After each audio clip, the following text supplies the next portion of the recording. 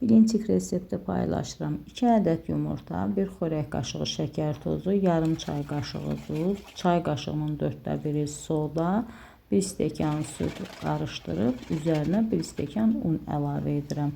Unu yaxşı qarışdırmaq lazımdır ki, topa qalmasın. Un yaxşı qarışdıqdan sonra üzərinə 1 stəkan qaynar su, 3-4 xörək qaşığı bitki yağı əlavə edib azca qarışdırıram. Tavanı ocağın üzərinə yerləşdirib, içərisinə bitki yağı əlavə edib, hər tərəfinə yayıram bitki yağın. Tava yaxşı isindikdən sonra birinci xəmirin tavanın içərisinə əlavə edirəm.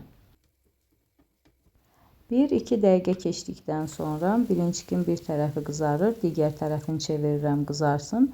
İstəyə görə bir tərəfini qızardıb, digər tərəfini qızartmamaq da olar. Videonu ətraflı izləmək üçün videonun adına toxunaraq izləyə bilərsiniz.